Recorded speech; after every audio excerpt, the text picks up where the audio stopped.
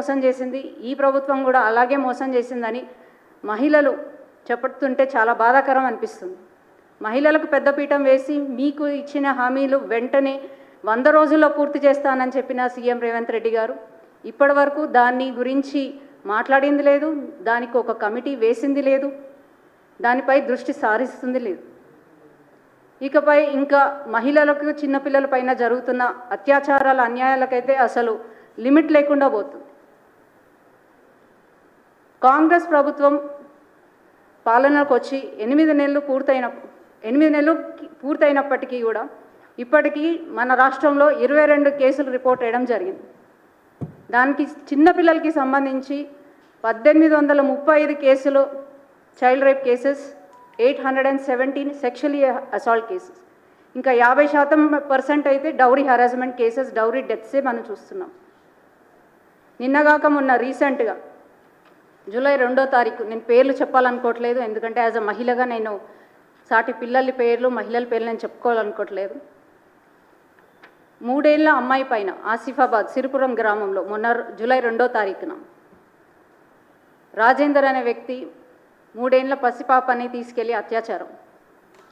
అలాగే నిన్నగాక మొన్న మియాపూర్లో బతుకు తెరువు కోసం హైదరాబాద్కి వచ్చిన యువతిని తోటి కలీగ్స్ అయిన వారు మద్యం తాయించి, కూల్ డ్రింక్స్లో మద్యం కలిపి తాయించి 4 గంటలు కార్లో చిత్రహింసలు పెట్టి మన చూసిన మర్చిపోక ముందుకే డైలీ అత్యాచారాలు, డైలీ అన్యాయాలు.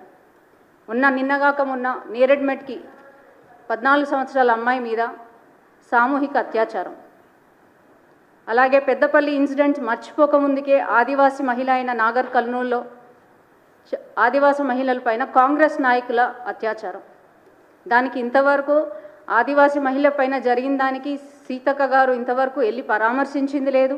కనీసం ఒక మహిళగా సాటి మహిళను వెళ్ళి చూసి ఆవిడ బాధ ఏందో తెలుసుకునే ప్రయత్నం కూడా కాంగ్రెస్ మహిళా నాయకులు చేయడం లేదు. నగర నడిబొడ్డులో ఇన్ని అరాచకాలు, అత్యాచారాలు జరుగుతుంటే హోమ్ మినిస్ట్రీ చేతిలో పెట్టుకున్న రేవంత్ రెడ్డి గారు అసలు ఇంత కూడా స్పందించకపోవడం మహిళలుగా మాకు చాలా బాధ కలిగిస్తున్న విషయం.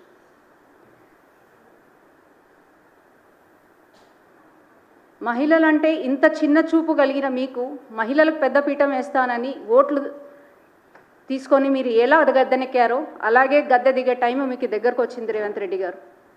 మీకు చేత కాకపోతే హోమ్ మినిస్టర్ పదవి నుంచి పక్కకి తప్పుకొని ఆ పోర్ట్ఫోలియోని వేరేకిచ్చి కొంచెం మన సమాజంలో, రాష్ట్రంలో మహిళలు, చిన్నపిల్లలు ఎట్లాంటి అరాచకాలకు అన్యాయం గురవుతున్నారో ఒక నివేదిక తీసుకొని మీరు రానున్న రోజుల్లో దీన్ని అరికట్టే విధంగా మీరు ప్రయత్నాలు చేపడతారని ఆశిస్తున్నాం. అలాగే గంజాయి మత్తులో విచ్చలవిడిగా డ్రగ్స్, గంజాయి విచ్చలవిడిగా తెలంగాణ వ్యాప్తంగా ఇంతకుముందుకు ఎన్నడూ లేనంత విధంగా యువకులు దాన్ని బారిన పడి వాళ్ళ జీవితమే కాకుండా దాంట్లో మహిళల్ని, చిన్నపిల్లల్ని కూడా వాళ్ళు ఏం చేస్తున్నారన్న విచక్షణ జ్ఞానం లేకుండా ప్రవర్తిస్తున్నారు. ఉక్కు పాదంతో అరికెడతామన్న మద్యాన్ని 24 అవర్స్ 24/7 పబ్బులు నడుపుతున్నారు. దానిపై ఏ చర్యలు లేవు. సో వెంటనే ఇవన్నీ మహిళా సమస్యలను దృష్టిలో పెట్టుకొని 6 గ్యారెంటీలలో మహిళలకు సంబంధించిన గ్యారెంటీలను వెంటనే మీరు అమలు చేయాలని, తర్వాత ఈ మహిళలకి జరుగుతున్న ఏవైతే అత్యాచారాలు, అన్యాయాలు వెంటనే అరికట్టే విధంగా జూలై 9వ తారీఖున ఉదయం 10 గంటల నుంచి 1 గంట వరకు రాష్ట్ర మహిళా మోర్చా ఆధ్వర్యంలో మా రాష్ట్ర అధ్యక్షులు గౌరవనీయులు పెద్దలు కేంద్ర మంత్రి వర్యులు కిషన్ రెడ్డి గారు సూచన మేరకు ఇందిరా పార్క్ ధర్నా చౌక్ దగ్గర పెద్ద ఎత్తున మహిళలతోని మేము ధర్నా చేపట్టబోతున్నాం. దీనికి పెద్ద ఎత్తున మహిళలందరూ పాల్గొని ఈ యొక్క ధర్నాని విజయవంతం చేయాల్సిందిగా ప్రతి ఒక్క మహిళని కోరుతూ, ఇకనైనా కాంగ్రెస్ ప్రభుత్వం మహిళలు వాళ్ళకి జరుగుతున్న అన్యాయాలకి, వాళ్ళకి ఇచ్చిన గ్యారెంటీలకి వెంటనే మీరు సమాధానం చెప్తారని ఆశిస్తున్నాము. ధన్యవాదాలు.